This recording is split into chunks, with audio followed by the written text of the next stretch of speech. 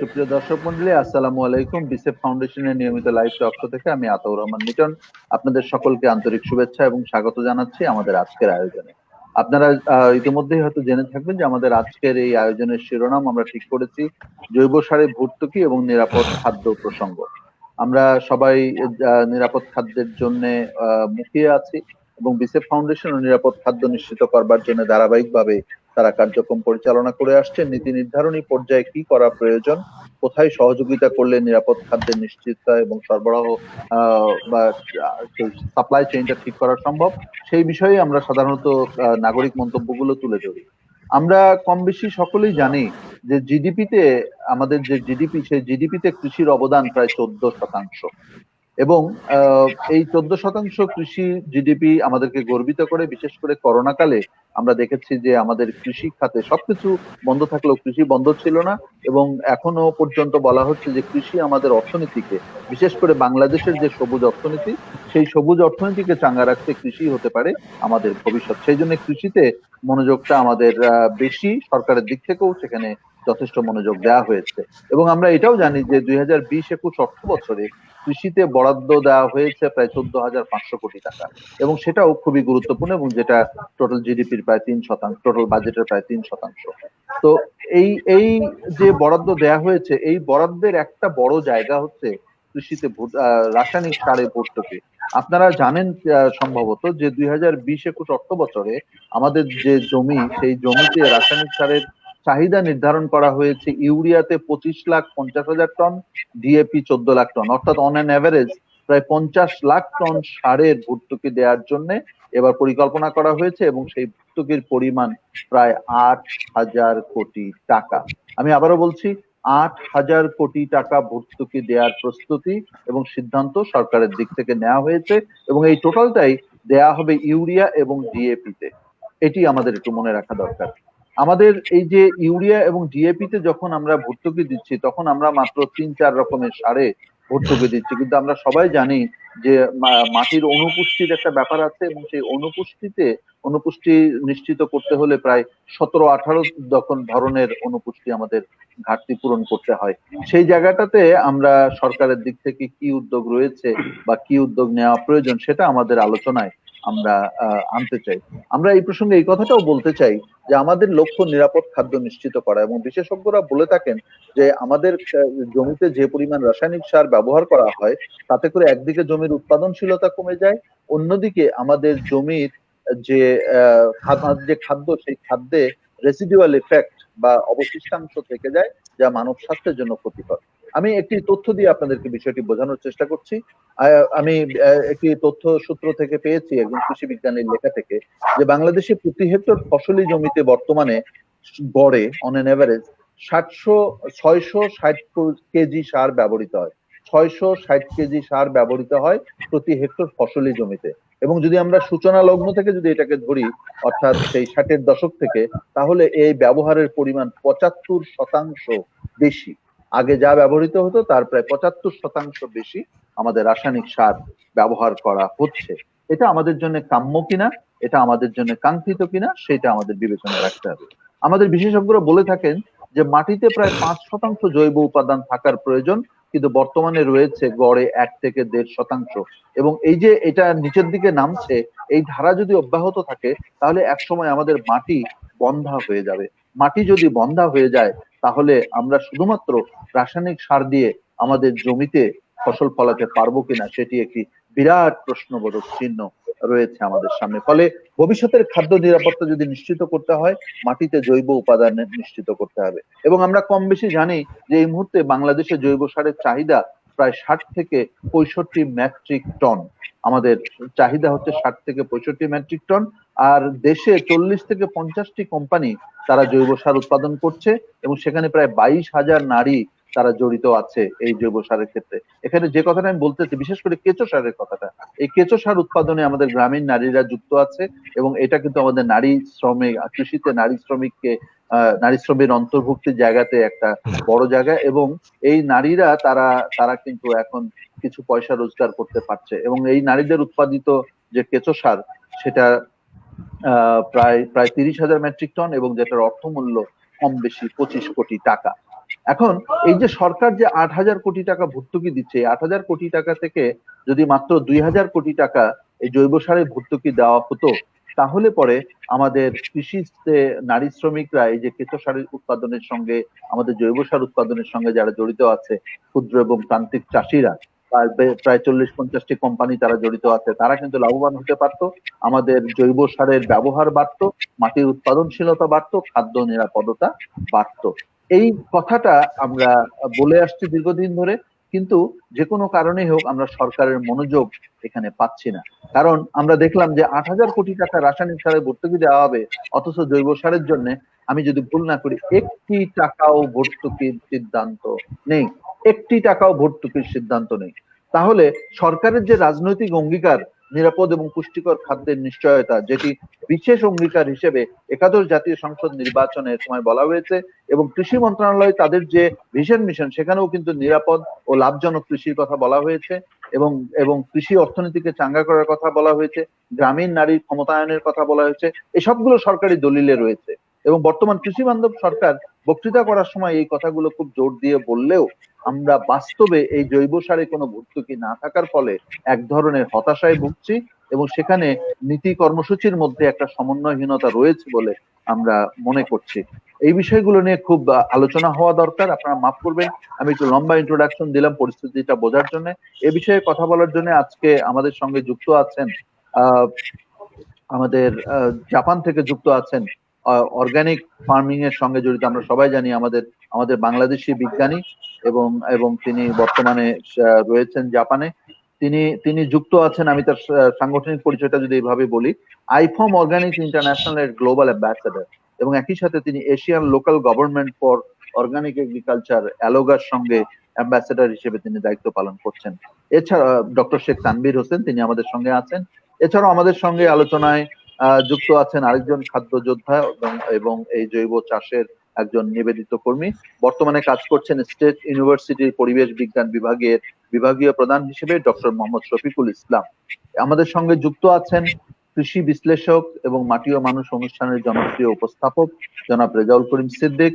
আমাদের সঙ্গে যুক্ত আছেন ভার্মি কম্পোস্ট উৎপাদক অ্যাসোসিয়েশনের সাধারণ সম্পাদক জনাব বদরুল হায়দার ব্যাপারী। অতিথিদেরকে নিয়ে আজকের এই আলোচনাটি সঞ্চালনা করবেন বিসেফ ফাউন্ডেশনের সভাপতি, দেশের প্রথিতযশা কৃষি বিজ্ঞানী ডক্টর মোহাম্মদ জয়নুল আবেদিন। আমি স্যারকে তার আলোচনা শুরু করার জন্য, অতিথিদের নিয়ে আলোচনা শুরু করার জন্য সবিনয় অনুরোধ করছি। দর্শক মণ্ডলী, আপনারা আমাদের সঙ্গে থাকবেন, প্রশ্ন করবেন এবং মতামত দেবেন। ধন্যবাদ। ধন্যবাদ মিটন। আসলে মিটনের ভূমিকাটা লম্বা হলেও খুবই সময় উপযোগী, এবং সেটা আমি মনে করি যে আজকের আলোচনাটাকে আমাদের সঠিক পথে এবং সঠিক প্রবাহে নিয়ে যাওয়ার জন্য সাহায্য করবে। তো আমি আলোচনার জন্য আজকে আমি আসলে গর্বিত যে এই যে 4 জন বিজ্ঞ আলোচক রয়ে গেছেন আর পিছনে মিটন রয়ে গেছে, এই জায়গাটায় আসলে আমার ভূমিকাটা খুবই কম। আমি শুধু হয়তো একটু জাস্ট খবরদারি করার জন্য চেষ্টা করবো আর কি। আমি দেখছি আমাদের সঙ্গে ডক্টর তাজুল ইসলাম, জি স্যার, আমি দেখছি আর কি ডক্টর তাজুল ইসলাম জয়েন করেছেন। উনি একজন খুবই নামকরা বিজ্ঞানী এবং বিশ্ব ব্যাংক সহ বিভিন্ন জায়গায় উনি কাজ করার, বিদেশেও কাজ করার অভিজ্ঞতা রয়ে গেছে। আমি আশা করছি যে এনাদের উপস্থিতিতে আমাদের আলোচনাটা আজকে খুবই ফলপ্রসূ হবে এবং দেশ ও জাতির জন্য সেটা একটা খুব ফলপ্রসূ কিছু তথ্য বের করে নিয়ে আসবে এবং আমাদের মতামত বের করে নিয়ে আসবে। আমি আসলে জৈব সারের কথা বলছি।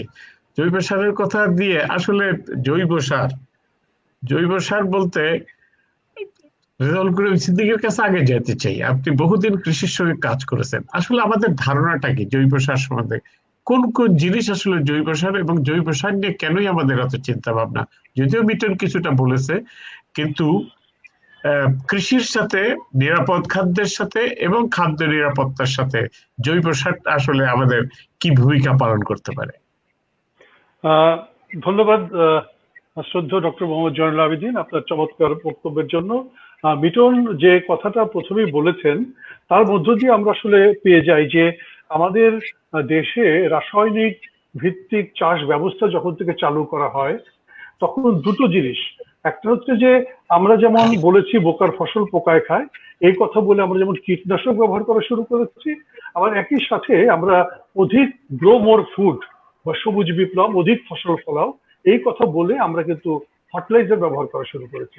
আমার মনে আছে যে আমরা 69-এ বা 70-তে বা 71 দিকে আমরা দেখতাম ইউরিয়া সারকে বিক্রি করার জন্য কত রকমের পোস্টার এবং বিজ্ঞাপন, এবং সেটি ছিল যে এতটুকু ফসল দিয়ে, এতটুকু সার দিয়ে কি এত গাছ খেতে পারবে, তার জন্য অনেক বেশি সার লাগবে এবং বেশি সার ব্যবহার করলে বেশি ফলন পাওয়া যাবে, এরকম কথাই তখন বলা হয়েছে।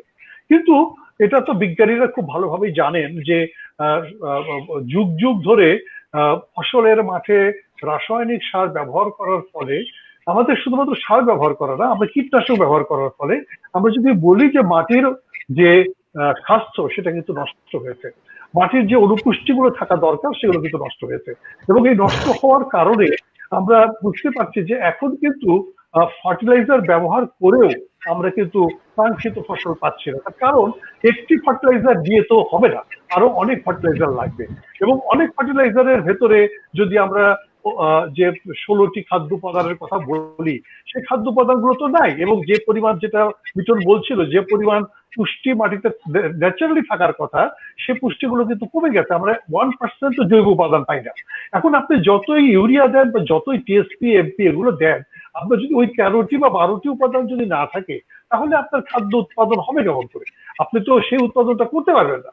সঙ্গত কারণেই সরকারি তরফ থেকে এবং আমরা নিজেরাও বলছি যে আমাদের মাটিতে জৈব উপাদানকে যুক্ত করতে হবে, এবং আমরা যদি রাসায়নিক সারের দক্ষতাকেও যদি ঠিক মতো কাজে লাগাতে চাই, তবুও আমাদের জৈব উপাদান যুক্ত করতে হবে। কারণ জৈব উপাদান যুক্ত না করলে রাসায়নিক সারও ইফেক্টিভলি কাজ করতে পারবে না।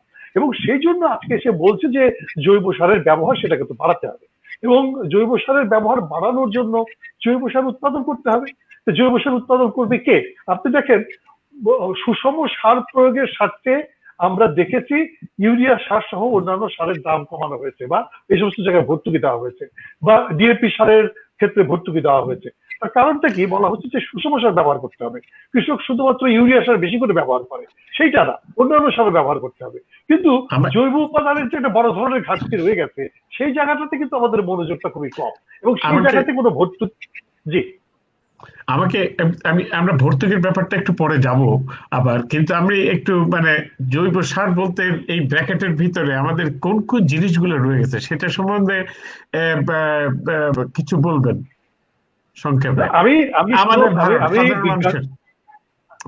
আমরা সেটা বুঝি যে জমিতে যে অন্যান্য যে উপাদানগুলো দরকার, খাদ্য উপাদানগুলো দরকার, শুধুমাত্র টিএসপি বা এমপি বা এগুলো ছাড়া অন্যান্য কি বলা যায় যে জিঙ্ক বলেন বা অন্যান্য পুষ্টি বলেন, যেগুলো মাটিতে খুবই দরকার, সেই জিনিসগুলো কিন্তু আমাদের জমিতে নাই, এবং সেই জায়গাগুলোতে বলা হচ্ছে যে এখন।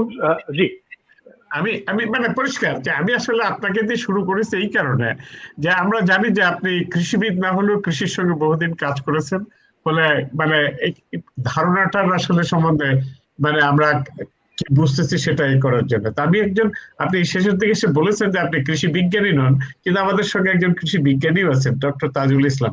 আপনি একটু কাইন্ডলি বলবেন যে এই যে প্রশ্নটা আমি রেজাউল করিম সিদ্দিকী সাহেবকে করেছিলাম যে জৈব সার আমাদের ধারণার মধ্যে কোথায়, এবং সেটা কেন আমরা জৈব সার নিয়ে এত মাতামাতি করছি, কি কারণে আমাদের নিরাপদ খাদ্য এবং খাদ্য নিরাপত্তা দুটার জন্যই গুরুত্বপূর্ণ, কি কারণে, কিভাবে এটা কন্ট্রিবিউট করবে? তাজুল ইসলাম। আসসালামু আলাইকুম। ওয়ালাইকুম আসসালাম। একটা খুব সময় উপযোগী একটা টপিক নিয়ে আমরা আলোচনা করছি। এখানে তানভীর আছে, এই ব্যাপারে সে বিশেষজ্ঞ। যাই হোক, আমরা যারা প্রত্যেকেই যারা আছেন তারা সবাই জানেন আমাদের দেশে মাটিতে জৈব পদার্থের পরিমাণ প্রতিদিনই কমে যাচ্ছে। আচ্ছা, জৈব পদার্থটা যেটা আমাদেরকে করে সেটা হলো গিয়ে আমাদের এখানে যে ট্রেস এলিমেন্ট গুলি আছে তার অধিকাংশই না জৈব পদার্থ থেকে আমরা আমাদের ফসল পেয়ে থাকি। আমরা কিন্তু আমাদের এখানে জিঙ্ক ইদানিং দেওয়া আরম্ভ করেছে।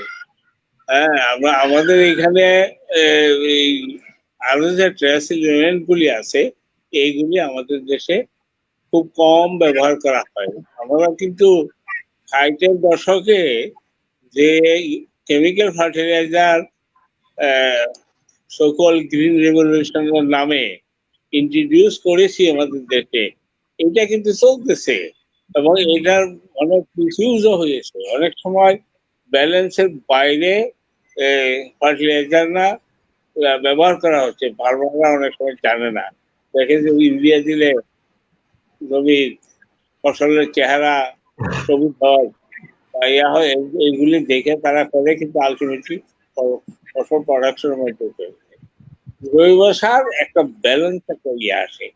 আমার ছাদ বাগানিতে আমরা জৈব সার ব্যবহার করি এবং সেইখানে যে ফসলগুলি আমরা পাচ্ছি ওখান থেকে সেইগুলি পরিমাণ খুব কম, কিন্তু খাইতে খুব মজা মজা। এই কারণে যে আমরা দেখতেছি যে এটা খুবই স্বাস্থ্যের পক্ষে মানে একটা হেলদি জিনিস আমরা পেয়ে যাচ্ছি। তা আমাদের দেশে ব্যালেন্স ফার্টিলাইজারের জন্য জৈব সার একটা বিরাট একটা ভূমিকা করে আমাদের ফসল ফলাইতে।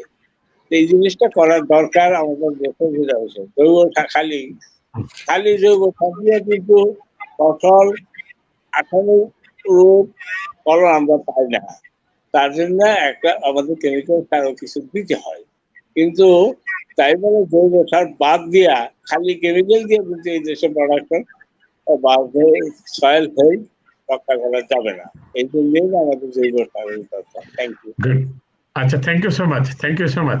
আমরা আসলে এটা পরিষ্কার বুঝতে পারতেছি এখন যে বিশেষ করে আমাদের যে কেমিক্যাল ফার্টিলাইজার আছে সেগুলো ব্যবহার করলে হয়তো একটা দুইটা এলিমেন্ট, যে গাছের যে 16টা 17টার কথা বলা হচ্ছে নিউট্রিয়েন্টের অবশ্য প্রয়োজন, সেখানে তার জায়গায় জৈব সার আর আমাদের যে ইনঅর্গানিক ফার্টিলাইজার যেগুলো কেমিক্যাল সার আছে আমরা বলতে ইউরিয়া, ড্যাপ বা ইত্যাদি, হয়তো একটা দুইটা বা বড় জোর তিনটা এরকম নিউট্রিয়েন্ট নিয়ে আসতেছে, খাদ্য উপাদান নিয়ে আসতেছে। কিন্তু জৈব সার আসলে অনেক কিছু উপাদান একসাথে নিয়ে আসতেছে, ফলে এই জন্যই মাটির স্বাস্থ্য এবং ফসলের সবকিছুর জন্যই আসলে এবং পরিবেশের জন্য আমাদের জৈব সারের প্রয়োজন। এটা ভালো করে আপনাদের দুজনের কথা থেকে বুঝতে পারলাম। আমি একটু ডক্টর শফিকুল ইসলাম, আপনি জৈব সার নিয়ে অনেকদিন ধরে কাজ করছেন, উনি চলে গেছেন, আমি অথবা মানে এই যে ডক্টর শফিক কে আছেন, আমি একটু রেজাল্ট করে রেজাল্ট না, এই যে আমাদের ব্যাপারী সাহেব উনিও চলে গেছেন, আমি তাহলে তানভীরের কাছেই আসতে হচ্ছে। আমি একটু বলি যদি অনুমতি দেন, যে আসলে মানে এটা ঠিক যে আমরা হয়তো সবটা মুখস্থ রাখতে পারি বা বলতে পারি না, কিন্তু ঘটনাগুলো জানা। আমরা যখন ভাত খাই, কার্বোহাইড্রেট, প্রোটিন খাই, শক্তি খাই, তার সাথে কিন্তু আমরা লবণ খাই, তার সাথে কিন্তু আমরা অন্যান্য মিনারেলস খাই। এইগুলো না হলে কিন্তু শরীরের গঠন হয় না। আমরা যদি এভাবে বলি যে নাইট্রোজেন, ফসফরাস বাইরে calcium, magnesium, super, boron, copper, লোহা, ম্যাঙ্গানিজ, জিঙ্ক, এই সমস্ত জিনিস যেগুলো মাটি থেকে আসে, এগুলো মাটি থেকে কমে গেছে। মাটি থেকে কমে যাওয়ার কারণে আপনি যে নাইট্রোজেন দেবেন বা ফসফরাস দেবেন, এইটার কিন্তু এফিসিয়েন্সি আপনি কাজে লাগাতে পারবেন না। সেই জন্য বলা হচ্ছে জৈব সারের মাধ্যমে মাটির স্বাস্থ্যকে রক্ষা করা, মাটির মধ্যে আছে সেই উপাদানগুলোকে সক্রিয় করা, যাতে আপনি অতিরিক্ত মানে ভালো ফসল ফলাতে পারেন। কিন্তু আজকে যদি আমরা এভাবে বলি, শুদ্ধ রাসায়নিক বৃদ্ধির জন্য না, বরং আমরা এভাবে বলতে চাই যে আমাদের মাটির স্বাস্থ্যর টেকসই উন্নয়নের জন্য জৈব সারের একটি বড় ধরনের প্রয়োজন রয়েছে। রাসায়নিক সার নির্ভর ব্যবস্থা ছাড়াও তার বাইরেও কিন্তু, জি আমি এখানে বলতে চাই যে রাসায়নিক সার গুরুত্বপূর্ণ, এটা খুবই গুরুত্বপূর্ণ কথা, যে খালি শুধু নিউট্রিয়েন্টই নয়, যে মাটির যে গুণাগুণ, ওভারঅল ভৌত গুণাগুণ, যে ফিজিক্যাল কন্ডিশন, সেটাকে ইমপ্রুভ করার জন্য, ওয়াটার হোল্ডিং ক্যাপাসিটি, পানি ধারণ ক্ষমতা বাড়ানোর জন্য এবং এই রেশনের জন্য, সবকিছুর জন্য এটা গুরুত্বপূর্ণ। আমরা তানভীরের কাছে যাব, কিন্তু তানভীরের কাছে যাওয়ার আগে আমি একটু আমাদের শফিকুল ইসলাম সাহেব, ডক্টর শফিকুল ইসলাম সাহেব হারায় যাচ্ছেন মাঝে মধ্যে, তো ওনার কাছ থেকে একটু শুনতে চাই যে আপনি এইগুলো নিয়ে কাজ করছেন, কাইন্ডলি একটু আপনি বলবেন যে আপনার আপনি যে কাজগুলো করছেন এগুলোতে আপনার অগ্রগতিটা কোথায় আছে? আচ্ছা, দুঃখিত, আসলে আমার নেটওয়ার্কটা খুব প্রবলেম করছে, ওয়াইফাই ডিসকানেক্ট হয়ে গিয়েছে, মোবাইল ডাটা দিয়ে চেষ্টা করছি বারবার, তো যার জন্য আমি বারে বারে মানে হাওয়া হয়ে যাচ্ছি আর কি, সেই জন্য আমি দুঃখিত আপনাদের কাছে। বলেন। তো আসলে জৈব সারের যে কথাটা আসছে বারবার, আপনি বলেছেন যে আসলে জৈব সার দিয়ে উৎপাদন কমে যায়, জৈব সার দিয়ে করলে আমাদের ফসল মানসম্পন্ন হয় না, এরকম অনেক কথাই আছে। হ্যাঁ, ঠিক আছে, উৎপাদন ইনিশিয়ালি কিছুটা কম হয়, এটা আমরা বলি এই জন্যই যে আমার মাটিটাকে আমরা মেরে ফেলেছি, আমরা কেমিক্যাল সার এত পর্যন্ত ব্যবহার করেছি এবং কীটনাশক এত ব্যবহার করেছি, যার জন্য মাটিকে মেরে ফেলেছি। সেই মাটিকে একটু সময় দিতে হবে, সেই সময়টা যদি দেই তাহলে আমাদের এই জৈব সার নিয়ে যে আমাদের যে অব্যাখ্যা আছে যে কম হয় প্রোডাকশন, এটা কখনোই না।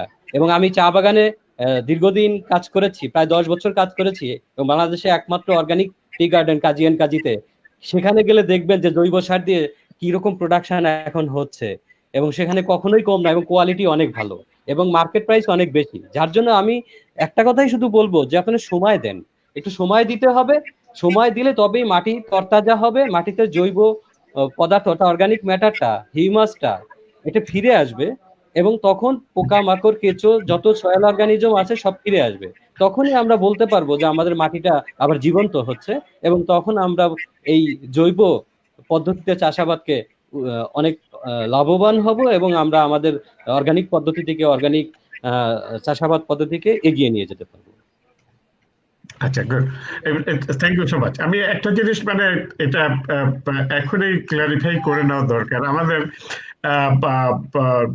সাইফুল আজম খান আমাদের সঙ্গে ডেইলি থাকেন, উনি বলতেছেন যে জৈব সার দিলে পরে উৎপাদন কমে যাবে, উৎপাদন কমলে পরে আমাদের শামসুল আলম ভাই, ডক্টর শামসুল আলম ভাই বলতেছেন যদি প্রোডাকশনই কমে যায়, উৎপাদন কমে যায়, তাহলে 160 মিলিয়ন না, মনে হয় 180 মিলিয়ন লোক হয়ে গেছে এখন, তাদেরকে খাওয়াবো কি করে? কিন্তু আপনার কথা থেকে পরিষ্কার আমরা বুঝতে পারতেছি যে আসলে জৈব সার দিলেই, এবং সেই সাথে দিদারুল ফারুক নামে এক বন্ধু, তিনিও বলতেছেন জৈব সার দিলে যে উৎপাদন কমে যাবে, এটা একটা ভুল ধারণা। তো এর উদাহরণ আমাদের শফিকুল ইসলাম সাহেব আসলে সুন্দর করে দিয়েছে, যে আসলে কাজের ফার্মে উৎপাদনের কোনো কমতি নাই। হয়তো ঠিক আছে, কোনো কোনো জায়গায় লাগতেও পারে, আমরা বলছি না যে, আর দেশে জৈব সারের যে র মেটেরিয়াল দরকার সেটাও আমাদের কাছে না থাকতে পারে, সেই জন্য হয়তো আমাদের যে কেমিক্যাল, যে রাসায়নিক সার হয়তো লাগতেও পারে। আমি এই পর্যায়ে যে আমাদের যে আজকের যে মূল ইস্যুটা রয়েছে, আমরা একটু ভূমিকার মতো আলোচনা করলাম যে আসলে কেন আমরা ভর্তুকির কথা বলতে চাচ্ছি, সেটার গুরুত্ব কতখানি সেটাই একটু বোঝার চেষ্টা করলাম। যেটা যে জৈব সারে ভর্তুকি দিতেই হবে কেন সরকারকে, যদি এতখানি গুরুত্ব থেকে থাকে আমাদের শুধু নিরাপদ খাদ্য না, খাদ্য নিরাপত্তার জন্য এবং ভবিষ্যৎ উৎপাদন ব্যবস্থাটাকে ঠিক রাখার জন্য যদি লাগে, তাহলে তার জন্য আমাদের এটাকে প্রমোট করা দরকার, এটাকে ওরা উৎসাহিত করা দরকার। তার জন্য সরকার যে সারের জন্য 8,000 কোটি টাকা ভর্তুকি দিচ্ছেন, তার ভিতরে একটা টাকাও নাই এটার জন্য, সেইটা আসলে গুরুত্ব দেওয়া উচিত, সেটাই আসলে মূল। এইটার জন্য আগে আমরা ডক্টর তানভীরের কাছ থেকে আসতে চাই যে গ্লোবালি এই অর্গানিক ফার্টিলাইজার বা জৈব সার এইটার সম্বন্ধে বাংলাদেশের পরিস্থিতি আমরা বুঝতেইছি, কিন্তু বিশ্বের আশেপাশে, বিশেষ করে আমাদের আশেপাশের দেশগুলোতে এটার পরিস্থিতি থেকে, সেটা সম্বন্ধে একটু বলবেন কিনা আমাদেরকে? জি স্যার, ধন্যবাদ। আসসালামু আলাইকুম।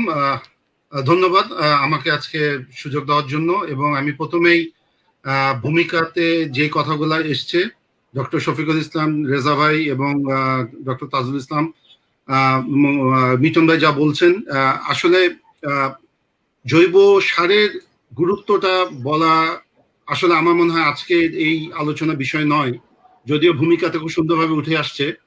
এবং যেহেতু ভর্তুকির বিষয়টা নিয়ে কথা বলার কথা, সেজন্য আমি স্যার আমাকে বলাতে আমি একটু আমার একটা প্রেজেন্টেশন আমি একটু দিচ্ছি। স্যার, এটা কি দেখা যাচ্ছে আমার প্রেজেন্টেশন? এখনো আসে নাই। শেয়ার স্ক্রিনে যান। হ্যাঁ, শেয়ার স্ক্রিনে আসেনি। আপনি শেয়ার স্ক্রিনে দিলে আমি এটা করে নেব। হ্যাঁ, আমি দিয়েছি। এখনো আসেনি। শেয়ার স্ক্রিন কি লেভেল করে দেন? আসেনি।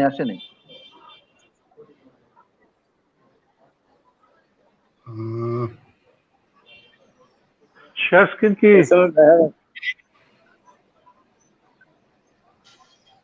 এখন আপনার আসেনি? শেয়ার না তো আমাদের এখানে আসেনি। মানে প্যানেল তো আমার কাছে, আমি কন্ট্রোল করছি, কিন্তু আমার কাছে আসেনি। তানভীর আবার চেষ্টা করবো। শেয়ার স্ক্রিন তো আসছে, এনিওয়ান করতে পারে। আসতেছে। হ্যাঁ, হ্যাঁ, ভেরি গুড। হ্যাঁ, এটা এখন ফুল স্ক্রিন দিতে হবে। আপনি এটা ফুল স্ক্রিনে দেন। ফুল স্ক্রিন দেন তানভীর ভাই। আসছে? তানভীর জি, আসছে। আসছে। আচ্ছা, ধন্যবাদ। তুমি ফুল আমি স্ক্রিন দাও, দেখা যাচ্ছে না, পড়া যাচ্ছে না, ফুল স্ক্রিন দাও। ফুল স্ক্রিন তো আমি দিয়েছি, আচ্ছা আসেনি? আচ্ছা তুমি বলো আমার তাহলে। এখানে ফুল স্ক্রিন শো করছে। আচ্ছা ঠিক আছে, তুমি বলো তাহলে। আচ্ছা, আমি প্রথমেই আসলে কিছু আমার ভূমিকার কথা ছিল, সেটা আমি একটু আমি ওইখান থেকে সরে আমি পরের কথায় আপনার যে কথাটা আপনি বলছিলেন আমি ওইখান থেকে শুরু করতে চাই, যে কেন জৈব সারে আপনার ভর্তুকি দিতে হবে। যদি যেটা আপনি বললেন যে দুই একজন প্রশ্নকর্তা ইতিমধ্যে বলেছেন যে জৈব সার কি কখনোই রাসায়নিক সারে পরিপূরক হতে পারে কিনা, বা এতে হলো ইল্ড কি অবস্থা দাঁড়াবে। তো আসলে আমার যেটা মনে হয় যে এই জিনিসটাই হচ্ছে মাইন্ডসেটের ব্যাপার, যে প্রথমেই যদি আমরা ধরে নেই যে জৈব সার দিলে আমার ফলন কম হবে, খাদ্য নিরাপত্তার ঘাটতি থাকবে, তাহলে আজকে যেই কথাটা মিটন ভাই প্রথমে শুরু করেছেন যে 8,000 কোটি টাকা ভর্তুকির মধ্যে জৈব সার নেই, এবং সেটাই আসলে বাস্তব সত্য।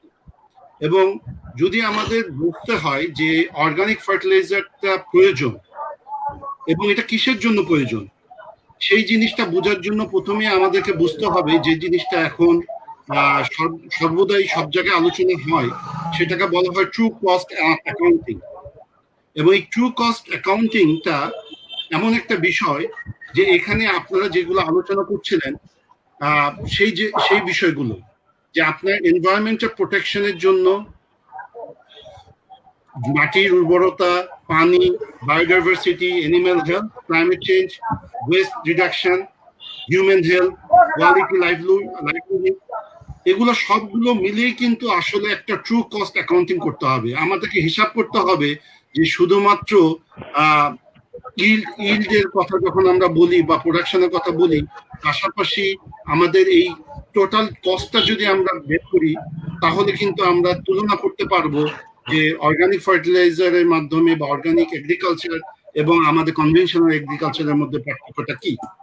এবং সেই জায়গাটায় আপনি যেটা আমার কাছে জানতে চাচ্ছিলেন যে অন্যান্য দেশগুলো কি ধরনের পলিসি তারা অ্যাডপ্ট করে অর্গানিক ইনপুটের ক্ষেত্রে। এশিয়ার আসিয়ান কান্ট্রি এবং আমাদের সাউথ এশিয়ান কান্ট্রিগুলোকে যাওয়ার আগে আমি যদি ইউরোপের দেশগুলোর দিকে একটু তাকাই, আপনারা দেখবেন যে ফ্রান্স, জার্মানি, এই সমস্ত দেশগুলো অর্গানিক ইনপুটের জন্য রিসার্চ এবং ডেভেলপমেন্ট খাতে কোম্পানিগুলোকে সাপোর্ট দেওয়ার জন্য তারা গ্র্যান্ট দেয়। এবং সবাই যে আসলে আমরা অনেক সময় ভর্তুকি শব্দটার প্রতিও আপত্তি আছে অনেক, ভর্তুকি এটাকে ভর্তুকি বলা হবে নাকি গ্র্যান্ট বলা হবে নাকি ইনসেন্টিভ বলা হবে নাকি সাপোর্ট বলা হবে, নাম যেটাই থাকুক না কেন আসলে এটাকে একটা এনকারেজ করা হয়। এবং সেই জন্য ফ্রান্স, জার্মানিতে আসলে রিসার্চের ক্ষেত্রে অনেক বেশি গভর্নমেন্ট থেকে সাপোর্টটা দেওয়া হয়। টিউনিসিয়া একটি দেশ যেই দেশে অর্গানিক ইনপুটকে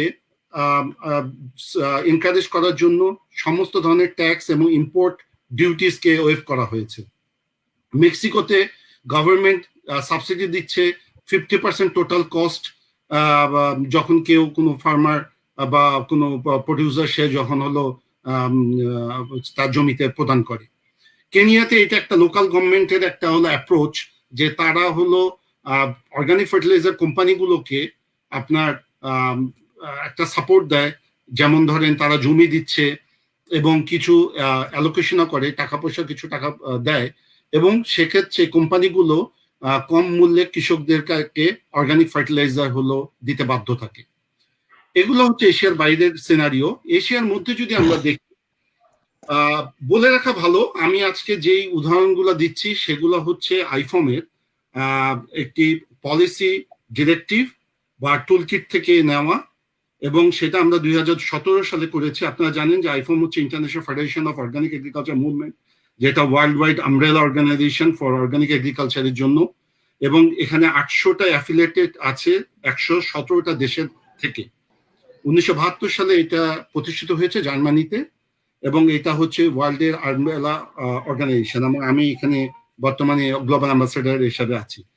তো এটা হচ্ছে আইফোম, এইগুলোকে নিয়ে আমরা কাজ করছি। এবং আমরা যদি পার্শ্ববর্তী দেশ ইন্ডিয়ার উদাহরণ দেই, আমরা দেখব যে ইন্ডিয়াতে national project on organic farming NPOF বলে, এই স্কিমের মাধ্যমে তারা কম্পোস্ট এবং বায়ো ফার্টিলাইজার প্রোডাকশনের জন্য ফাইন্যান্সিয়াল অ্যাসিস্ট্যান্স এবং সাপোর্ট দেওয়া থাকে।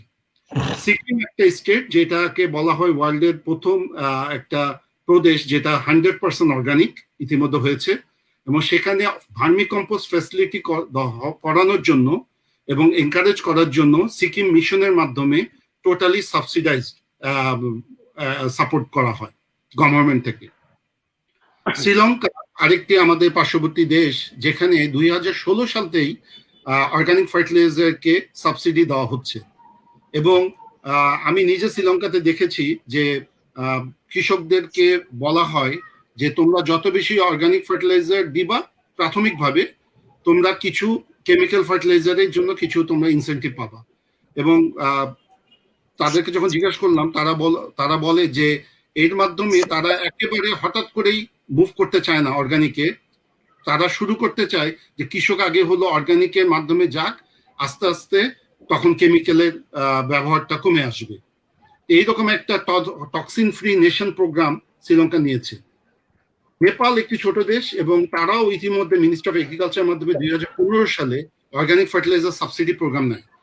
এবং তাদের মডেলটা হচ্ছে যে অর্গানিক গ্রুপ, ফার্মার গ্রুপ এবং কোঅপারেটিভকে তারা কাউশেড এবং ভার্মি কম্পোস্ট ফ্যাসিলিটি ডেভেলপ করার জন্য, কনস্ট্রাকশন করার জন্য তারা হলো সাবসিডি দিয়ে থাকে। অর্থাৎ ক্যাশ সাবসিডি না দিয়ে কনস্ট্রাকশনের মাধ্যমে যাতে তারা লং টার্ম একটা এস্টাবলিশমেন্ট হয় সেটার জন্য তারা সাবসিডি দেয়। এবং সেটা দেয় হচ্ছে যে প্রতিটা ফার্মার 200 ইউরো করে পায় ডিস্ট্রিক্ট জেলা থেকে, এবং 1.5 টন পর্যন্ত ম্যাক্সিমাম অর্গানিক ফার্টিলাইজার প্রোডাকশন করার জন্য এই সাবসিডিটা পেয়ে থাকে। ভুটান আরেকটি দেশ, যেখানে হচ্ছে 2015 সালেই সরকার থেকে বায়ো ইনপুট এবং অর্গানিক ফার্টিলাইজার করার জন্য এবং সরকারি মাধ্যমে ডিস্ট্রিবিউশন করার জন্য তাদের স্কিম নেওয়া হয়েছে। এবং আপনারা জানেন যে ভুটান সরকারের পৃথিবীর একমাত্র প্রথম দেশ যারা 2020 সালের মধ্যে তাদের টার্গেট হচ্ছে প্রথম অর্গানিক রাষ্ট্র হিসাবে নিজেকে ঘোষণা দেওয়া।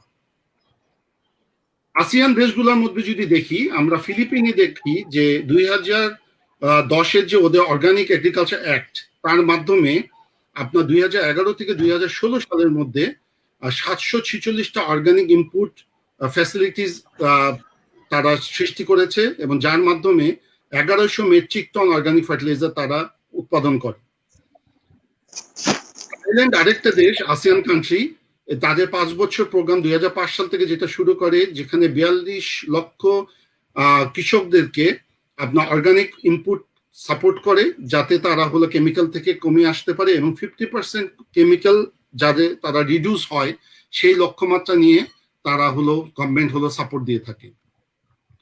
ইন্দোনেশিয়ার একটি প্রদেশ, আপনারা জানেন যে বালি, সেখানে লোকাল গভর্নমেন্ট যেটা করেছে খুব ইন্টারেস্টিংলি, তারা কেমিক্যাল ফার্টিলাইজারের সাবসিডি 2012 সালে দেওয়া বন্ধ করে দিয়েছে, তা ফেজ আউট করে দিয়েছে, যে 2012 সালের পরে তারা কোনো কেমিক্যাল ফার্টিলাইজার সাবসিডি দেয় না, বরঞ্চ তারা সীমান্ত্রী একটা প্রোগ্রামের মাধ্যমে অর্গানিক বালি এই ট্রেড ব্যবহার করে, এই ব্র্যান্ড ইউজ করে তারা ক্যাশ এবং কেমিক্যাল টেকনিক্যাল অ্যাসিস্ট্যান্স দিচ্ছে কৃষকদেরকে, যাতে অর্গানিক ফার্মিং মেথডগুলোকে অ্যাডপ্ট করা যায়।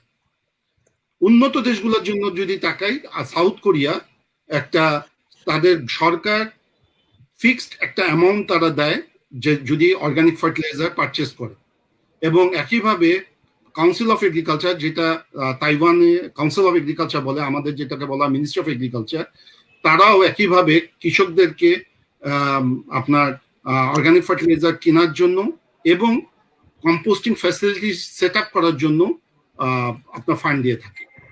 তো এখানে আসলে চ্যালেঞ্জ গুলো আপনারা নিশ্চয়ই আলোচনা করবেন। আমি জাস্ট সংক্ষেপে একটু বলে যাই যে আসলে অর্গানিক ফার্টিলাইজারকে ডেভেলপ করতে হলে এবং এই সেক্টরটাকে, এটা হচ্ছে একটা পিপিপি, একটা সরকার এবং বেসরকারি খাতের সমন্বয়ের মাধ্যমে করতে হবে। কারণ থাইল্যান্ডের উদাহরণ যদি আমরা দেই, যে যদিও সরকার 34% ফার্মারদেরকে আপনার ট্রেনিং দিয়েছিল সরকারি মাধ্যমে, কিন্তু তারা সাকসেস হতে পারে নাই। এবং সেখানে বলা হচ্ছে, একটা বড় ধরনের ক্রিটিক্স হচ্ছে যে যেহেতু তাদের এই টোটাল মুভমেন্টে তারা হচ্ছে বেসরকারি খাতকে সম্পৃক্ত করে নাই সেভাবে, সেজন্য তাদের এই প্রোগ্রামটা খুব একটা সাকসেসফুল হয়নি। পাশাপাশি আরো কিছু সমস্যা আছে, যেমন আপনার একটা মিসকনসেপশন আছে যে বোধহয় সরাসরি ভাবে অর্গানিক ফার্টিলাইজারের মাধ্যমে কেমিক্যাল ফার্টিলাইজারকে আসলে রিপ্লেস করার জন্যই ভর্তুকি দেওয়া হচ্ছে। কিন্তু আমাদের মতামত হচ্ছে আসলে এটা একটা আন্ডারস্ট্যান্ডিং এর ব্যাপার, এটা একটা ম্যানেজমেন্ট এবং কমিটমেন্টের ব্যাপার এবং বুঝার ব্যাপার।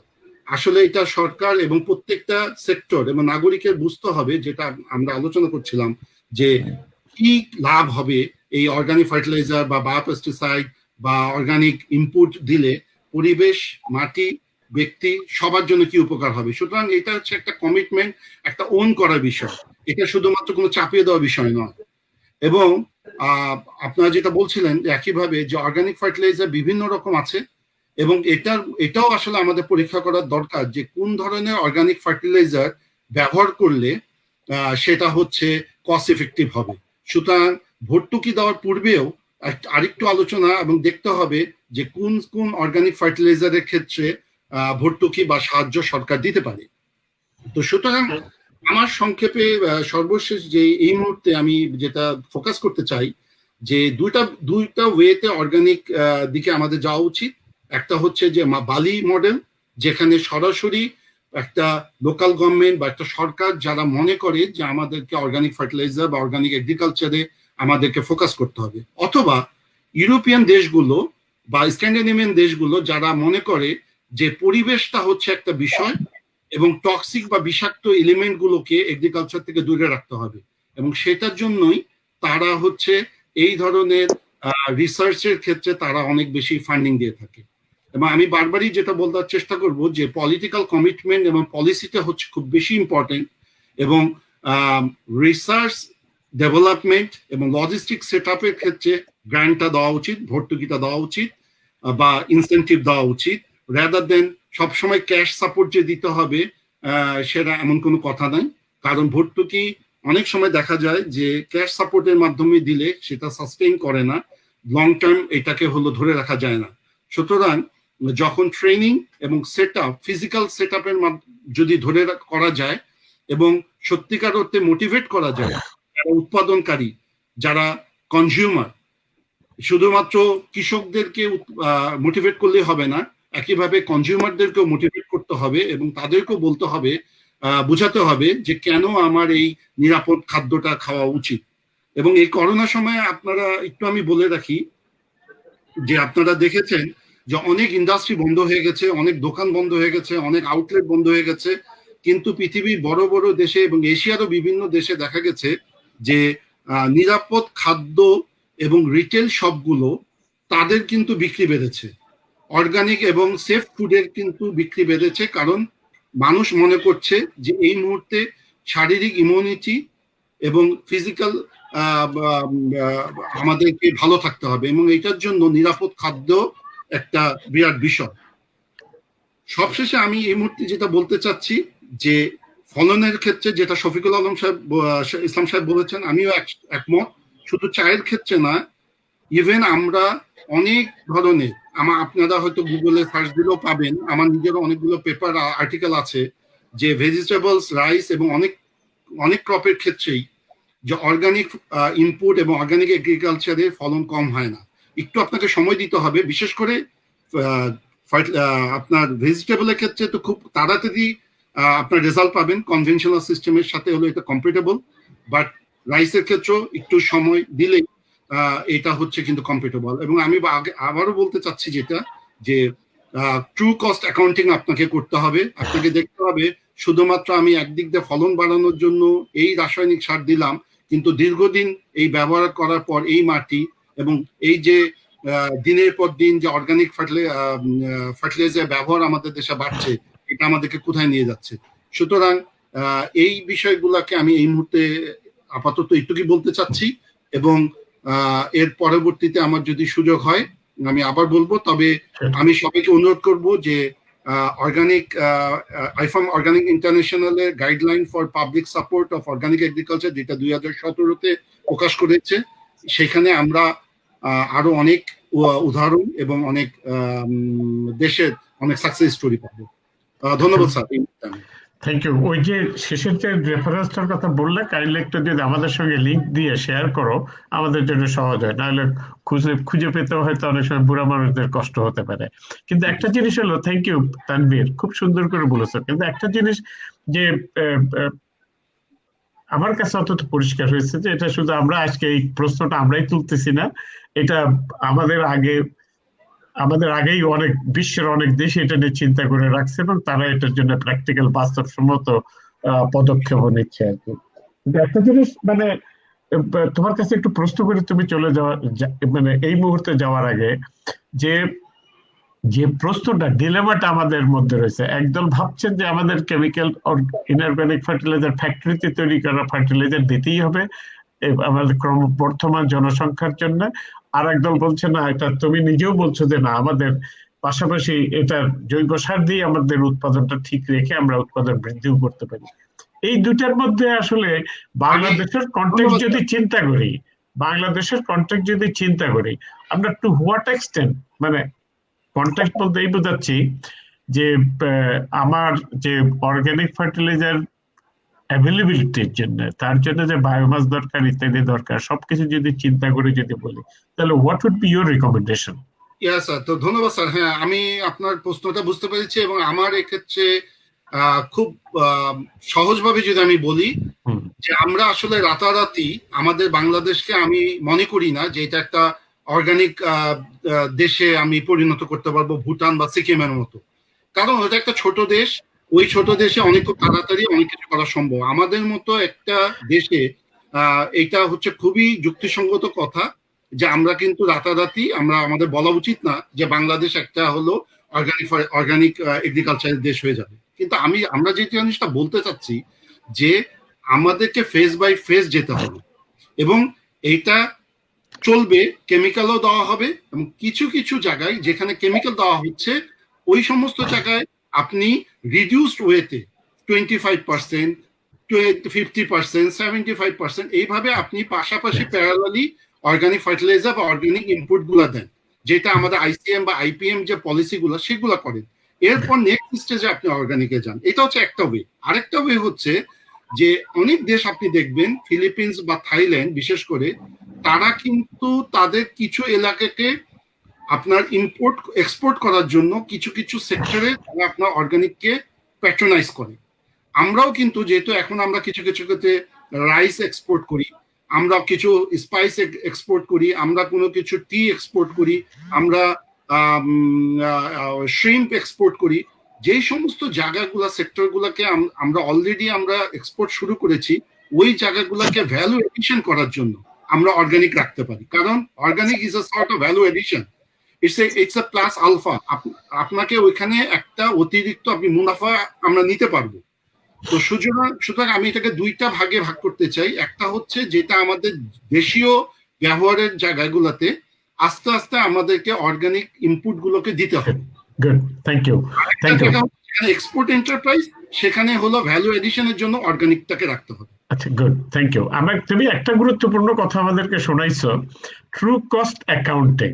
এইটা মানে খুবই, আসলে এটা নিয়ে একটা ভালো করে একদিন আলোচনাই হওয়া উচিত আমাদের, যে আসলে এই জৈব সার ব্যবহারের জন্য ট্রু কস্ট অ্যাকাউন্টিং, সঠিক যে অর্থনৈতিক বিশ্লেষণ, এইটা আসলে হওয়াটা খুবই গুরুত্বপূর্ণ। কারণ এটা শুধু যে আমি আজকে জৈব সার ব্যবহার করলাম, সেটার থেকে আমার ফলনের কতটুকু বাড়লো বা কি হইলো, এটাই বিপদ নয়। এটা থেকে দীর্ঘমেয়াদী আসলে চিন্তাটা, আমার পরিবেশের উপরে কি ক্ষতি হচ্ছে, মানুষের স্বাস্থ্যের উপরে কি ক্ষতি হচ্ছে, আমার দীর্ঘমেয়াদে ফসলের উৎপাদনের উপরে কি প্রভাব পড়ছে, এই সব কিছুই আসলে ট্রু কস্ট অ্যাকাউন্টিং এর ভিতরে আসবে। যে আজকে যদি মাটির পরিবেশ যদি আরো খারাপই হইতে থাকে, তাহলে আমি ওইটার ক্ষতিটা কি পরিমাণ দাঁড়াইতে পারে এবং এটাকে ঠিক রাখি যদি তার লাভটা কি হতে পারে, সেই অ্যাকাউন্টিংটা আমাদের এখানে আসা দরকার।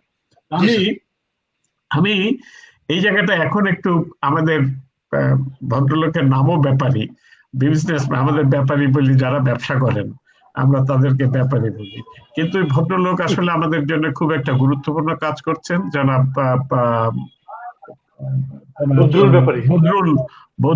বদরুল সাহেব, আপনার কাছে আসতে চাই। আপনি তো এই জৈব সার উৎপাদন ও বিপণনের জন্য নিয়োজিত আছেন, আপনার একটু অভিজ্ঞতাটা বলবেন যে কোথায় আছেন এবং সেই জায়গাটায় বাধাগুলা কোথায় আছে, সেখানে সরকারি অনুদান পেতেই হবে কিনা, এমন কোনো কথা আছে কিনা, গ্র্যান্ট বা ইত্যাদি, সেটা সম্বন্ধে একটু জানার ব্যাপারে বদরুল হায়দার।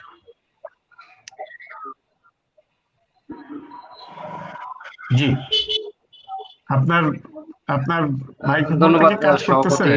শ্রদ্ধেয় সভাপতি স্যার। জি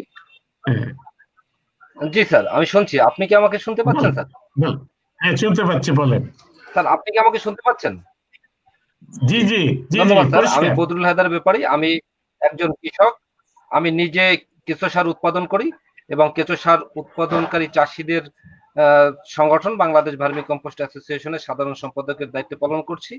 আমি পিরোজপুর জেলার নাজিরপুর উপজেলা থেকে বলছি। এখন স্যার, বাংলাদেশে এখন প্রায় ৪৫,০০০ কৃষক কেঁচো সার উৎপাদন করছে।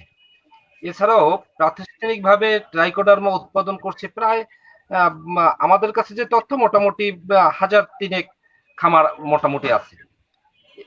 এই টোটাল খামারের মধ্যে একটু বড় বাণিজ্যিক পরিসরে যারা করছে তার পরিমাণ মোটামুটি ৪,৫০০ প্রতিষ্ঠান আছে। এখন মোটামুটি আমাদের কাছে যে তথ্য আছে, ৩২ থেকে ৩৫,০০০ মেট্রিক টন সার উৎপাদনের সংবাদ আমার কাছে আছে। হয়তোবা এর থেকে বেশি অল্প কিছু থাকতে পারে, যে তথ্যটি এখন পর্যন্ত আমাদের কাছে নেই। এখন আমাদের সবচেয়ে বড় চ্যালেঞ্জের জায়গাটি হলো যে বিপণন। স্যার, আমরা নিজেরা উৎপাদন করছি, নিজেরা ব্যবহার করছি এবং অতিরিক্ত সারটা বিপণন করছি।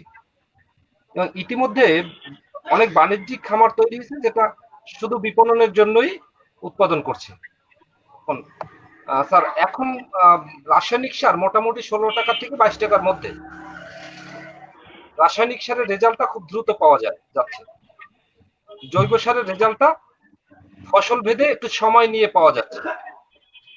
এবং রাসায়নিক সারটা বাংলাদেশে স্বাধীনতার পূর্ব থেকে যে ধরনের প্রচার প্রচারণা সুবিধা পেয়েছে এবং সরকারি প্রচার প্রচারণা সুবিধা পেয়েছে, প্রণোদনা সুবিধা পেয়েছে, জৈব সারের ক্ষেত্রে সরকারি সেই প্রচার প্রচারণা এবং প্রণোদনা কোনো সুবিধাই পাওয়া যাচ্ছে না।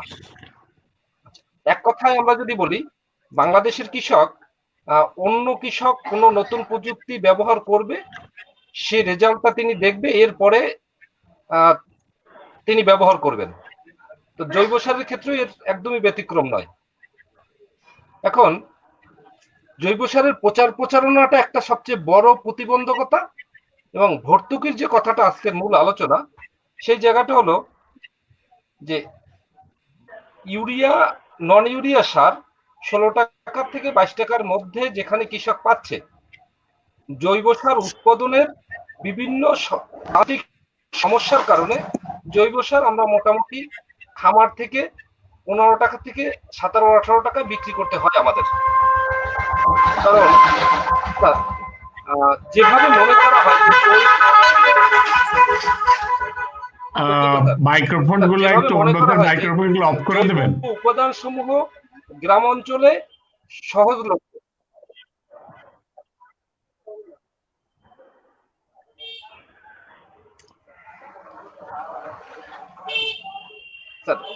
রেজাউল করিম সিদ্দিকী ভাইয়া যেটা বলছিলেন যে মাটির পুষ্টি এবং অনুপুষ্টি, আমাদেরকে মাটির খাদ্য দিতে হবে। এখন আমি যদি শুধুমাত্র গোবর ব্যবহার করে কোনো একটা জৈব সার উৎপাদন করলাম, সেক্ষেত্রে সকল পুষ্টিমান সেখানে সমানভাবে প্রয়োজনীয় পরিমাণ পাওয়া যাবে না। কারণ আমার হয়তো গরুর খামারের জন্য গোবরের সহজলভ্যতা আছে, কিন্তু আমার কাছাকাছি কচুরিপানা নেই বা কলা গাছ নেই অথবা অন্য কোনো উপজাত নেই। সেক্ষেত্রে জৈব সারের গুণগত মানটা বাড়াতে গিয়ে আমাকে কিন্তু লেবার কস্ট এবং অন্যান্য ম্যানেজমেন্ট যখন বেড়ে যায় তখন আমার উৎপাদন ব্যয়টা বেড়ে যায়। যে পণ্যের প্রচার প্রচারণা কম সেই পণ্য বিক্রিটা তো এমনিতেই চ্যালেঞ্জ। এছাড়া আমরা প্রায় 50 বছর রাসায়নিক ব্যবহার করে অভ্যস্ত। সেই জায়গা থেকে যখন একজন কৃষক জৈব সার ক্রয় করতে যাবে তখন সে দামের জায়গাটা দেখে। তাহলে আমরা যদি 15 টাকা থেকে 20 টাকার মধ্যে উৎপাদনকারী বিক্রি করতে হয় তাহলে একজন খুচরা বিক্রেতা ক টাকায় বিক্রি করবে? আরেকটি সমস্যাটা হলো স্যার, জৈব সারের আর্দ্রতা একটা ফ্যাক্টর। তো যখন একজন খুচরা বিক্রেতা আমাদের কাছ থেকে জৈব সারটা ক্রয় করে তখন আর্দ্রতাটা একটু কমে গিয়ে সেক্ষেত্রে 50 কেজির ক্ষেত্রে তো কখনো কখনো তার 40-48 কেজি 48-47-49 কেজি বিক্রি করতে হয়, অর্থাৎ একটা ঘাটতি তৈরি হয়। এখন আমরা যদি আরেকটু পিছন থেকে শুরু করি, মাটির জন্য আমরা যদি খাদ্য উপাদান দিতে চিন্তা করি, মাটির খাদ্য উপাদানটা আমরা এখন রাসায়নিক দিতে অভ্যস্ত, সেটা আমরা জৈব উপাদানের মাধ্যমে যদি দিতে চিন্তা করি তাহলে গভর্নমেন্ট এখন 1 কেজি ইউরিয়া সারে কত ভর্তুকি দিচ্ছে, 1 কেজি নন ইউরিয়া সারে কত ভর্তুকি দিচ্ছে। যদি নাকি জৈব সারে ভর্তুকি দেওয়া হয় তাহলে কৃষক জৈব সারের পরিমাণটা বেশি ব্যবহার করতে উদ্বুদ্ধ হবে এবং প্রয়োজনীয় পরিমাণ ব্যবহার করতে পারবে। শফিক স্যার যেভাবে বলছিলেন এবং আমাদের প্রেজেন্টেশনটা আমরা যেটা দেখলাম যে সারা পৃথিবীর যে চিত্রটা, আমার যদি একদম স্যার ব্যক্তিগত একটি অভিজ্ঞতা বলি, আগামী দিন আমি আমার লাইভে আমার আঙিনার একটি চিত্র আপনাকে উপস্থাপন করব, আপনাদের ইনবক্সে দেওয়ার চেষ্টা করব। আমি আমার আঙিনাতে কিছু সবজি করি স্যার, যেটি বিগত 7-8 বছর হলো। তো বিগত যখন আমি প্রথম শুরু করি আমি জৈব পদ্ধতি কেঁচো সারই ব্যবহার করি, অন্য কোনো রাসায়নিক সার ব্যবহার করি না। কিন্তু এখন সেখানে ফসলের পরিমাণ অত্যন্ত চমৎকার হয়, সাইজ শেপ সুন্দর হয়, পরিমাণটা অনেক বেশি হয়, একদমই আকর্ষণীয়। সবটা আমি একদম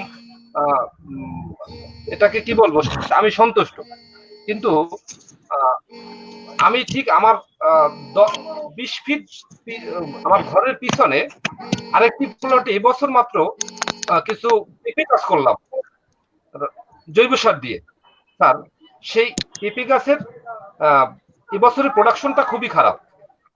এখন এখানে যেটা আমি মনে করি, আপনারা বিজ্ঞানীরা যেভাবে বলে থাকেন যে শুরুটা একটা সময় নিয়ে জৈব সারে চাষ করা যায়, আমি মনে করি 3 থেকে 4 বছরের মধ্যে জৈব সারে ভালো রেজাল্ট পাওয়া যাবে এবং সম্পূর্ণরূপে শুধুমাত্র জৈব সার ব্যবহার করে উৎপাদন সম্ভব। এখন আমাদের চ্যালেঞ্জ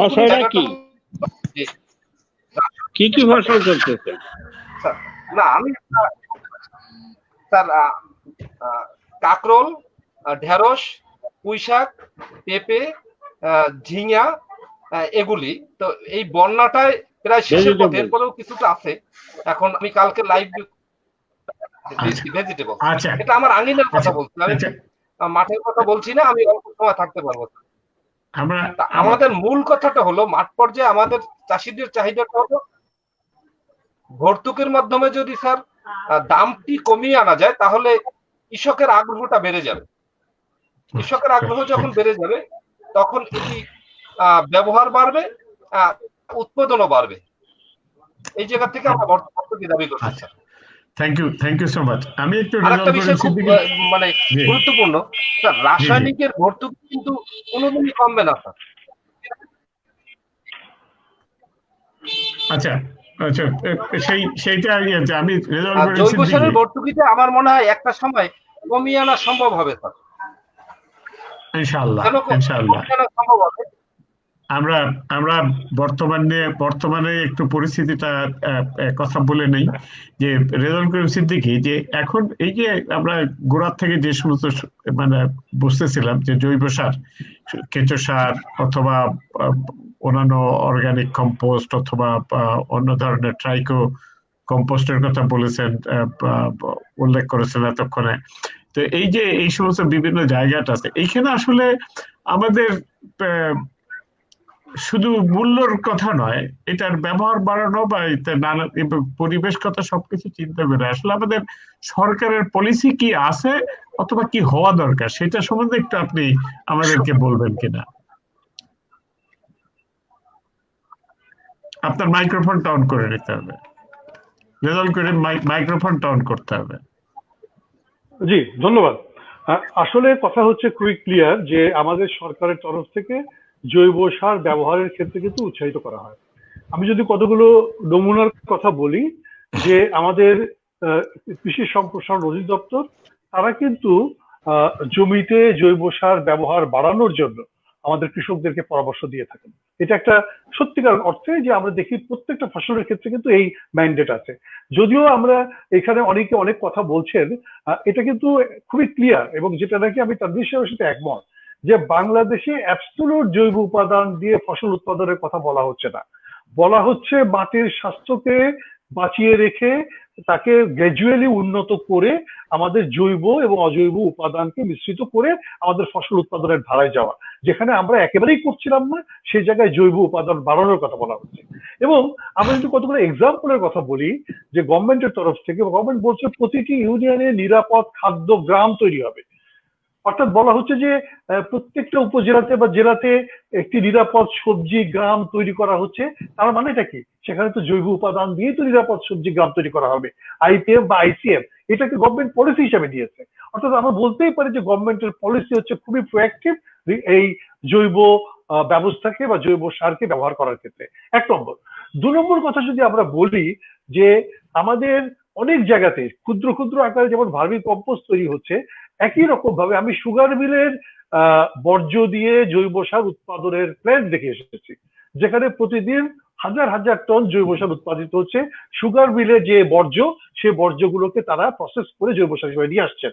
হয়তো পুরো জৈব উপাদান সেখানে নাই, কিন্তু অনেক জৈব উপাদান সেখানে পাওয়া যাচ্ছে, এবং যেগুলো নাকি সুগার মিলের চাষিরা ব্যবহার করছেন।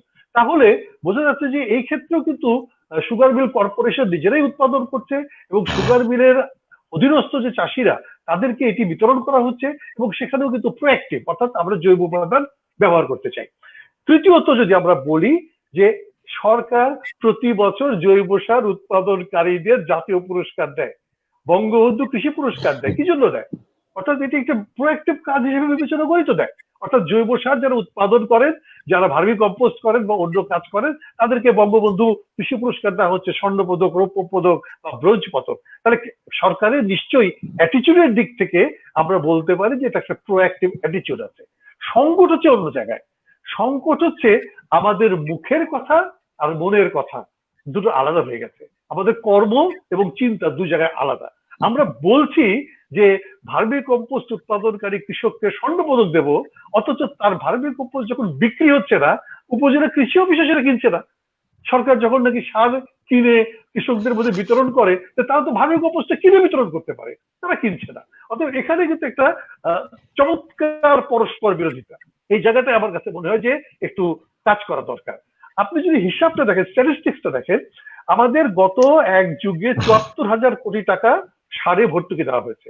প্রতি বছর ৮,০০০ কোটি টাকা করে রাখা হয়েছে। ৮ × ৯৬,০০০ কোটি টাকা বরাদ্দ, বিতরণ হয়েছে বা ব্যবহার হয়েছে ৭৪,০০০ কোটি টাকা।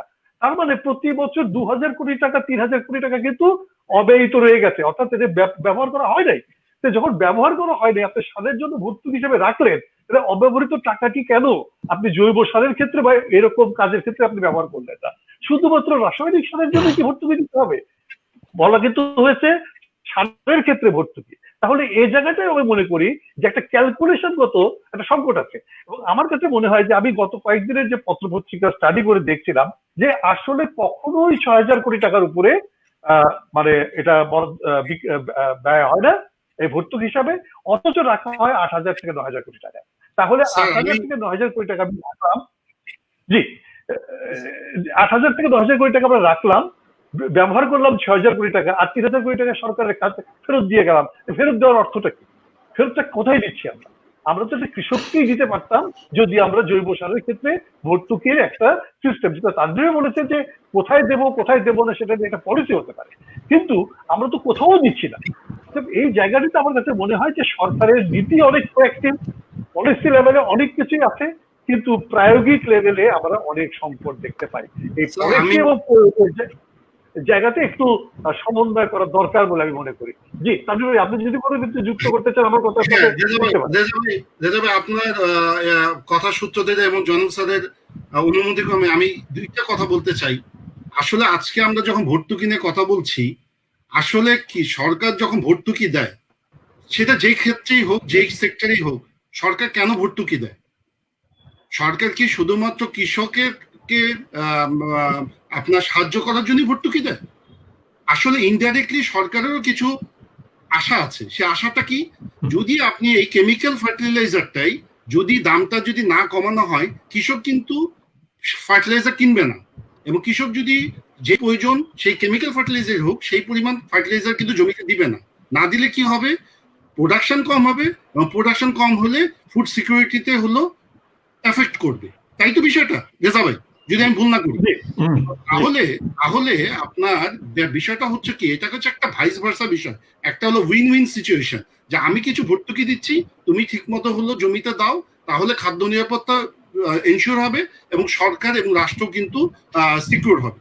তো সেই জায়গাটায় আমার মনে হয় যে আপনারা দেখবেন প্রতিটা ক্ষেত্রেই যখনই আমরা অর্গানিক ফার্টিলাইজার নিয়ে আলোচনা করি, যে কোনো ক্ষেত্রে সেটা পলিসি লেভেলে হোক, আজকেও আপনি দেখবেন যে প্রশ্নগুলো আসতেছে, সবার মধ্যে একটা কিন্তু কমন কথা হচ্ছে যে বিশেষ করে অর্গানিক ফার্টিলাইজার দিলে আপনার হলো এটা সাবস্টিটিউট হবে না, এটা দিলে আপনার ইল্ড কমে যাবে, এটা দিয়ে দেশে খাদ্য নিরাপত্তা ব্যাহত হবে।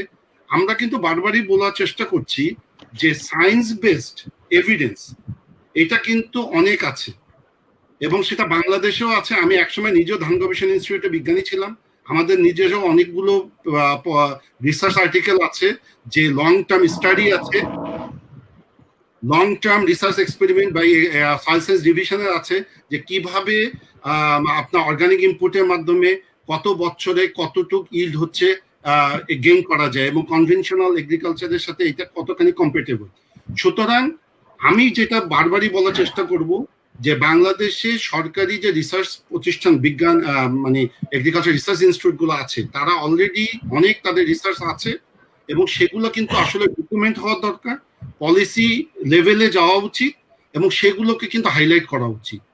তাহলে যারা আপনার বিভিন্ন সময় যে এই প্রশ্নগুলো মানে ফলাও করে বা কোনো ধরনের মানে সহজভাবে বলে দেন যে এটা দিয়ে হবে না, এটা দিয়ে সমস্যার সমাধান হবে না, তাহলে আমার মনে হয় আমরা এই ঘূর্ণিপাকের মধ্যে বছরের পর বছরই থাকবো। সেই জন্য আমি মনে করি রিসার্চের ক্ষেত্রে, ডেভেলপমেন্ট ক্ষেত্রে খুব বেশি পরিমাণে এমফাসিস করা উচিত, এবং যেই ডকুমেন্টগুলো আছে সেই ডকুমেন্টগুলোকে কম্পাইল করে আমাদের আসলে পলিসি লেভেলে দেওয়া উচিত, এবং বোঝানো উচিত যে এই কারণে অর্গানিক ফার্টিলাইজার শুধু না, অর্গানিক এনি ইনপুটকে আসলে সাবসিডি দেওয়া উচিত। সেটা হচ্ছে দেশের পরিবেশের জন্য, মাটির জন্য, মানুষের দেহের জন্য, সবকিছুর জন্য। সেই জন্য ওই জায়গাটাতে আমি আসলে জোর দিতে চাই। মুশফিক ভাই একটা প্রশ্ন করেছেন যে আসলে পোল্ট্রি লিটার থেকে হলো অর্গানিক ফার্টিলাইজার করা যায় কিনা। আসলে এগুলোর উপরে অনেক ধরনের রিসার্চ আছে, এবং এগুলো মানে সায়েন্স বেসড এভিডেন্স আছে, কিন্তু কাজটা করবে কি? সেক্ষেত্রে করতে হলে কোনো একজন এন্টারপ্রিনারকে আসতে হবে। এন্টারপ্রিনারকে আসতে হলে সরকারকে সাহায্য করতে হবে, প্রাইভেট পার্টনার, পাবলিক পার্টনারশিপ হতে পারে। তো সুতরাং আপনার টেকনোলজি কিন্তু অ্যাভেলেবল, এখন টেকনোলজিকে ইমপ্লিকেশন করার জন্য, অ্যাপ্লিকেশন করার জন্য আসলে পলিসি করা দরকার। ধন্যবাদ। আমি একটা কথা শুধুমাত্র যুক্ত করতে চাই স্যার, আমি একটা কথা যুক্ত করতে চাই।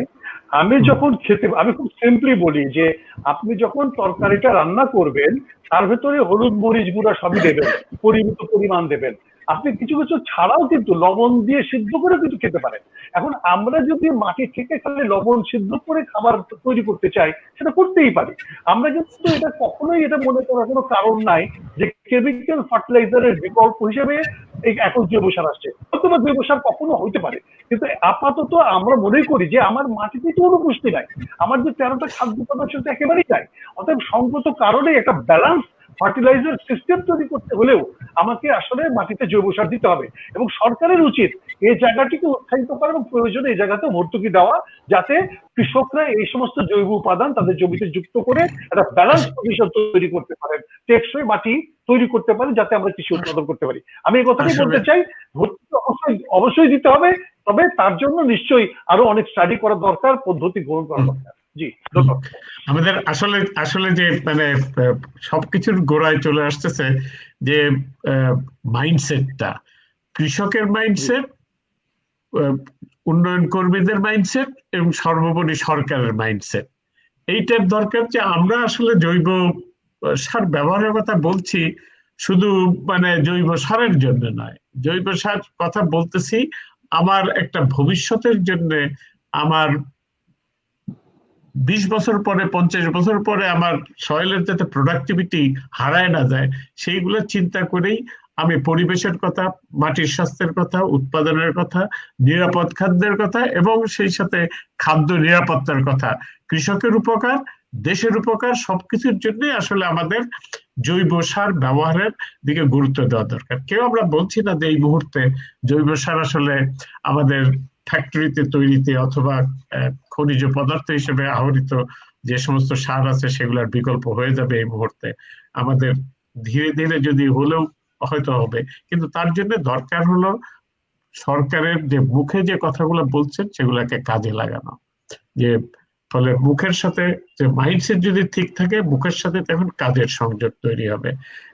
এটা খুব গুরুত্বপূর্ণ এবং তার জন্যই আমরা মনে করি যে উৎসাহিত করার জন্যই ভর্তুকি একটা অংশ, এবং ভর্তুকিটা আমরা বলছি না, আমি তানভীরের সঙ্গে একমত যে ভর্তুকিটা শুধু এখন দাম কমায় দেওয়াটাই শুধু নয়, ভর্তুকিটা আসা উচিত গবেষণায়, ভর্তুকিটা আসা উচিত পাবলিক প্রাইভেট পার্টনারশিপ গ্রান্ট, ওদেরকে গ্রান্ট দেওয়ার জন্য, যাতে যারা উৎপাদন করেন, যারা বিপণন করেন, যারা গবেষণা করেন তাদেরকে সাথে নিয়ে আসা, যেমন এই সমস্ত জিনিসগুলো। এবং আমরা আমরা দেশের মধ্যে নানান কিছু প্রচেষ্টা রয়ে গেছে। বায়োগ্যাস যারা উৎপাদন করে, সরকারের পলিসির কারণেই কিন্তু বায়োগ্যাস উৎপাদনের জন্য প্রচেষ্টা আছে, কিন্তু সেই বায়োগ্যাসের থেকেও যে সমস্ত স্লারি আসছে সেগুলো মাঠেই ব্যবহার হচ্ছে, কিন্তু সেগুলো বাজারজাত করতেছেন এসিআই এর মতো প্রতিষ্ঠান বা অনেকে এই ধরনের করতেছেন। ভার্মি কম্পোস্ট অনেকে উৎপাদন করতেছেন, বাজারজাত করার চেষ্টা করতেছেন। কৃষক, আপনি বলছেন যে আপনার বলছেন যে 45,000 কিষানি এই কেঁচো সার উৎপাদনের সঙ্গে জড়িত রয়ে গেছেন। আর ট্রাইকো কম্পোস্ট, যেটা ট্রাইকোডার্মা বেসড কম্পোস্ট, সেটাও অনেক কোম্পানি রয়ে গেছে যারা এখন বাজারজাত করতেছেন বায়োডার্মা নানান কিছু নাম দিয়ে নিয়ে। ফলে আমাদের প্রচেষ্টাটা আছে, কিন্তু প্রচেষ্টার সঙ্গে সরকারের যদি যে পলিসি আছে, পলিসির সঙ্গে তাদের কর্মকাণ্ডে যদি মিল থাকে তাহলেই পরে আমরা মনে করতেছি। তবে পলিসির ঘাটতিগুলা ওই জায়গাতে মনে হয় রয়ে গেছে, যে আমরা পাবলিক প্রাইভেট পার্টনারশিপটা রিসার্চের জন্য ইয়ে করা, যে আমরা বাহিরে যে রিসার্চ গুলো আছে সেগুলোকে আমি দেশের মধ্যে নিয়ে এসে সেগুলাকে আরো ভালো করে গবেষণা করে দেখা, সেগুলা বেশ করে পোল্ট্রি লিটার বলি বা আরেকটার বলি, সেগুলা তাহলে আমাদের লোকাল গবেষণা হলে ইন্ডিজিনাস টেকনোলজি ডেভেলপ হবে। আমরা শেষ করা দরকার। আমি একটু শেষ কথা বলার জন্য বদরুল হায়দার ব্যাপারী ভাই, আপনার কোনো শেষ কথা আছে কি সংক্ষেপে 1 মিনিটে?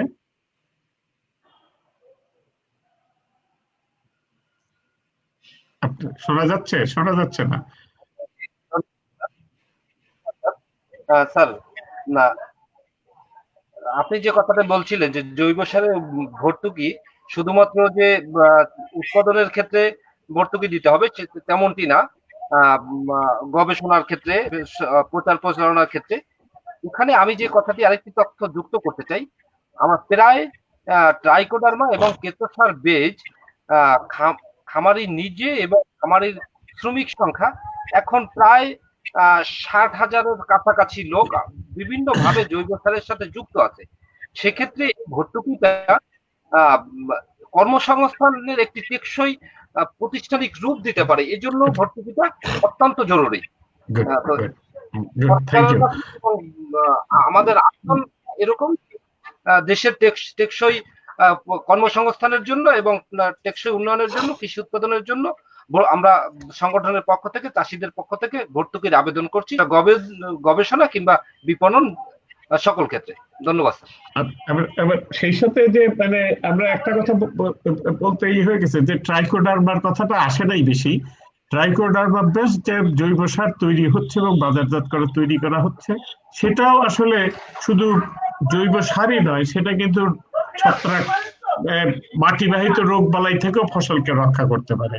কিন্তু ওইখানেও আসলে আপনি এখন আরডিএ আর এক ভদ্রলোক আছেন ডক্টর ইলিয়াস নাকি ভদ্রলোক, এই দুইটার ল্যাবরেটরিতেই শুধু তরল ট্রাইকোডার্মাটা পাওয়া যাচ্ছে বা পাউডারটা পাওয়া যাচ্ছে। এইটার আরো যদি ব্যবসাটাকে সম্প্রসারণ করা সম্ভব, আপনি ভর্তুকি দেন না কেন ওই সমস্ত জায়গাতে যে ট্রাইকোডার্মা উৎপাদনটা, তরল বা পাউডার ট্রাইকোডার্মাটা, এটা আরো উৎপাদনটা বাড়বে আরো অনেক বেশি, তাহলে পরে তো আসলে এটারও একটা খুব হয়ে যায়। তো তানভীর, তোমার কোনো শেষ কথা আছে? না স্যার, আমার শুধু একটাই, আমি আসলে যেটা বারবারই বলার চেষ্টা করছিলাম যে অনুরোধ একটাই যে শুধুমাত্র ক্যাশ ইনসেন্টিভ দেওয়ার মাধ্যমে আসলে আমরা কোনো কিছুকে আমার মনে হয় এনকারেজ করার থেকে বরঞ্চ একটা সেট আপ, একটা লং টার্ম সাস্টেইনেবিলিটির জন্য আমরা ইনফ্রাস্ট্রাকচার, সেটা ছোট আকারে একটা কারখানা হোক, ছোট আকারে একটা প্রোডাকশন প্ল্যান্ট হোক, রিসার্চ হোক, সেই সমস্ত জায়গায় আসলে আমাদের ইনসেন্টিভ এবং সাপোর্টটা আসলে বাড়ানো উচিত। কারণ স্যার একটা কথা বলি যে ফার্টিলাইজার রিকমেন্ডেশন কমিটি প্রায়শই একটা অভিযোগ করে যে যখন স্যাম্পলগুলো জমা দেওয়া হয় বিভিন্ন অর্গানিক ফার্টিলাইজার কোম্পানিগুলোর মাধ্যমে, একটা স্যাম্পলের সাথে আরেকটা স্যাম্পলের মধ্যে ইনগ্রেডিয়েন্টের কোনো মিল পাওয়া যায় না।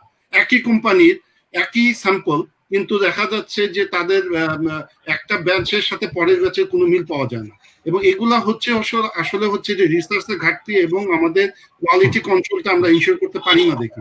তো সেই জন্য আমি বারবারই বলতে চাচ্ছি যে রিসার্চের ক্ষেত্রে আমাদের আসলে অনেক বেশি আরো জোরদার করা উচিত। ধন্যবাদ। রেজা, কোনো কনক্লুডিং রিমার্কস? হ্যাঁ, আমার কথা খুবই সিম্পল, যে আমি মনেই করি যে সরকারের একটি ইতিবাচক দৃষ্টিভঙ্গি আছে, আমরা যাতে টেকসই চাষাবাদ পদ্ধতির দিকে যেতে পারি, তবে সেই শুধুমাত্র সেটি কথায় না, সেটা কাজে রূপান্তরিত করতে হবে। কাজে রূপান্তরিত করতে হলে আমাদের কাছে যে পরিমাণ অতিরিক্ত অর্থ আছে বরাদ্দকৃত, অর্থাৎ 8,000 কোটি টাকা, 9,000 কোটি টাকা, সেই টাকা থেকেই আমরা কিন্তু এই জায়গাগুলোতে অনুদান দিতে পারি, বরাদ্দ দিতে পারি, গ্র্যান্ট দিতে পারি, তাতে আমরা আমাদের মানে এই জৈব চাষাবাদকে উৎসাহিত করতে পারি। অর্থাৎ সরকারকে বাজেটে অতিরিক্ত টাকা না এনেও এখানে কিন্তু টাকা দেওয়া সম্ভব। আমি যেটাই বলতে চাই। Sure, thank you so much. আজকে আলোচনাটা খুবই সুন্দর আলোচনা হয়েছে এবং আমি মনে করি যে আমাদের এই বিষয়টা নিয়ে আরেকদিন একটু বিভিন্ন প্রকারের জৈব সার এবং তার রেগুলার গুণগান নিয়ে আরেকদিন আলোচনা হওয়ার প্রয়োজন আছে। তানভীর, তুমি সুদূর থেকে, অনেক দূর দেশ থেকে আমাদের সঙ্গে রয়েছে। কয়টা বাজে তোমার? আমার স্যার এখন রাত 9:15, 3 ঘন্টা বেশি। যাই হোক, তাহলে অতটা খারাপ অবস্থা না আর কি। যাই হোক, বদরুল হায়দার ব্যাপারী সাহেব, আপনি পটুয়াখালী থেকে থাকার জন্য, অনেক দূরের থেকে দেশের মধ্যে থাকার জন্য, আমাদের সঙ্গে থাকার জন্য অনেক ধন্যবাদ। এবং আমাদের শফিকুল সাহেব, ডক্টর শফিকুল ইসলাম সাহেব হারিয়ে গেছেন, তো সবাইকে ওনাকেও ধন্যবাদ। আর যারা সাথে ছিলেন তাদেরকে অনেক ধন্যবাদ। শুধু দিদারুল ফারুক সাহেব বলে তানভীরকে একটা বলছেন, আইফোবের কোনো কর্মকাণ্ড বাংলাদেশে নাই, we want to see that one. তো আমি আসলে মনে করতেছি যে তোমাদের কর্মকাণ্ড বাংলাদেশে আরো একটু বেশি করে করা উচিত। তো এটার উপরে আলোচনা না করে আজান পড়তেছে, সবাই নামাজে যান। সবাইকে আবার আমরা পেতে পারি। আসসালামু আলাইকুম, thank you so much. Miton.